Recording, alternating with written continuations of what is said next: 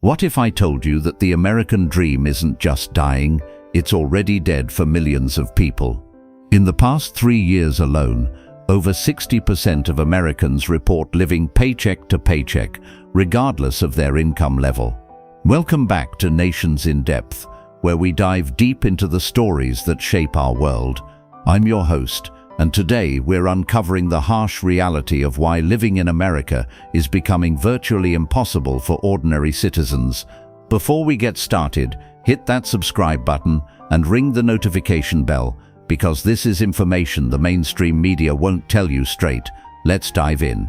Let's start with the elephant in the room: housing. The median home price in America has skyrocketed to over $400,000, while the median household income sits at just $70,000. Do the math. That's nearly 6 times the average income.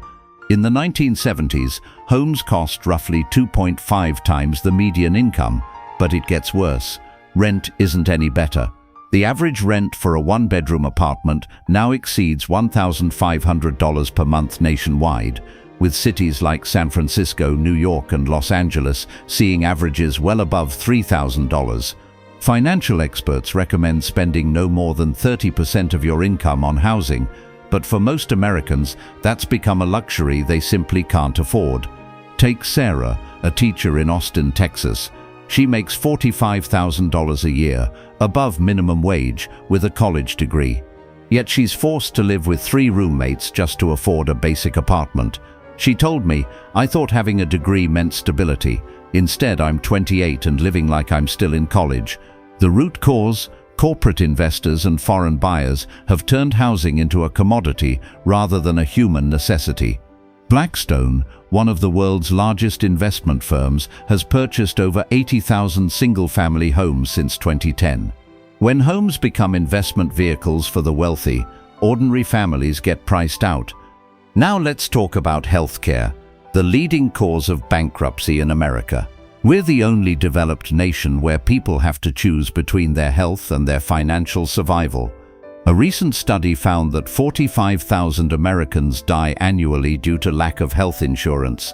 That's 123 people every single day.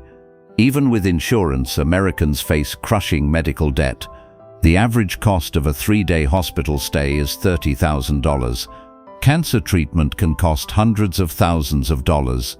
Insulin, which costs $10 to produce, sells for over $300 per vial in the US, while the same insulin costs $30 in neighboring Canada. Meet James, a construction worker from Ohio. He had a heart attack at 52 and survived, but the $150,000 medical bill didn't. Despite having insurance, he's now facing foreclosure on the home he's owned for 15 years. "I worked my whole life, paid my taxes, paid my premiums," James said, "but when I needed the system most, it failed me." This isn't just about individual tragedy, it's about a system designed to extract maximum profit from human suffering. Higher education was supposed to be the pathway to the middle class. Instead, it's become a debt trap that enslaves young Americans for decades. Student loan debt has exploded to over $1.7 trillion, affecting 45 million borrowers. The average graduate leaves college with $37,000 in debt, but many carry 6-figure burdens. Here's the cruel irony. College costs have increased 1,200% since 1980, while wages have barely kept pace with inflation. Students are paying more for degrees that have less economic value than ever before. A bachelor's degree today has roughly the same economic power as a high school diploma had in 1940. Lisa graduated from a state university in 2019 with $85,000 in student loans. She found work as a marketing coordinator, making $35,000 per year. After minimum loan payments, taxes, rent, and basic expenses, she has negative discretionary income. "I'm literally going backwards financially every month," she told me. "The degree that was supposed to secure my future is destroying it." The system is designed this way intentionally. When young people start their careers already drowning in debt, they become compliant workers who can't afford to take risks, start businesses, or demand better working conditions. While everything else has gotten more expensive, wages have remained essentially flat for 40 years. When adjusted for inflation, workers today have less purchasing power than their parents did in the 1970s. Meanwhile, worker productivity has increased by 70% since 1973, but wages have only grown by 12%. Where did that extra value go? Straight to the top. CEO compensation has increased by 1,322% since 1978, while worker pay increased by just 18%. The wealth gap isn't an accident, it's the result of deliberate policy choices that favor capital over labor. Consider this: in 1965, the typical CEO made 20 times more than their average worker. Today that ratio is 351 to 1. Jeff Bezos makes in 1 second what his median Amazon employee makes in a week. This isn't just inequality, it's economic feudalism. The minimum wage, if it had kept pace with productivity, would be over $25 per hour today. Instead, it's stuck at $7.25 federally, a poverty wage that forces full-time workers to rely on food stamps and government assistance. The gig economy was sold as freedom and flexibility, but it's actually a way for corporations to avoid providing benefits, job security, or living wages. Uber, DoorDash, and Amazon have created a new class of workers who bear all the risks and costs of business ownership with none of the rewards. Gig workers pay for their own vehicles, gas, insurance, and maintenance, while companies keep the profits. They have no sick leave, no health insurance, no retirement benefits, and no job security. It's capitalism at its most exploitative, privatizing profits while socializing costs. Mike drives for Uber in Chicago. After expenses, he makes about $8 per hour, less than minimum wage. "I'm basically subsidizing rides for passengers while Uber gets rich," he said. "They call us independent contractors, but we have no independence and no security." This model is spreading beyond gig work. Traditional employers are increasingly classifying workers as contractors to avoid responsibilities and costs. All of this economic pressure is creating a mental health crisis of unprecedented proportions. Suicide rates have increased by 35% since 1999. Deaths of despair, including suicide, drug overdose, and alcohol-related deaths, have skyrocketed, particularly among working-class Americans.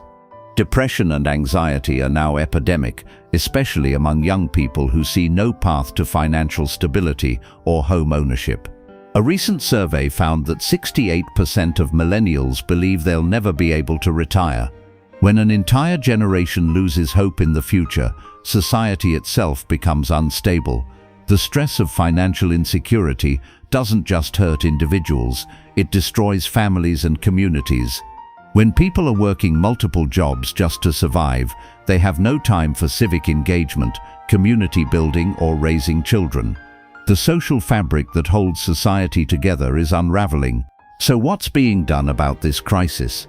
Unfortunately, the political system seems more interested in fighting culture wars than addressing economic realities. Both parties have largely abandoned the working class in favor of their wealthy donors. Politicians offer symbolic gestures while avoiding the structural changes needed to fix these problems.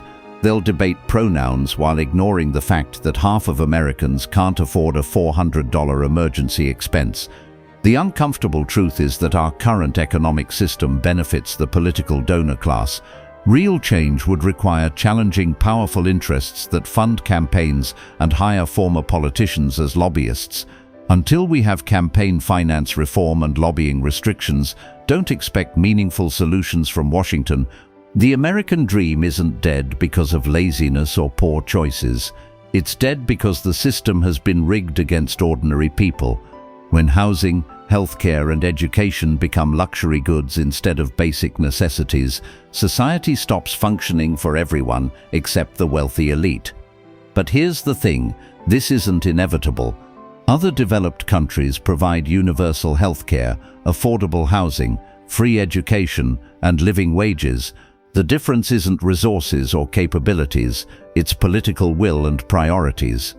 What do you think? Are you experiencing these challenges firsthand? Share your story in the comments below. And if this video opened your eyes to something new, make sure to like, subscribe, and hit that notification bell. Here at Nations in Depth, we're committed to bringing you the unfiltered truth about our world. Until next time, stay informed, stay engaged.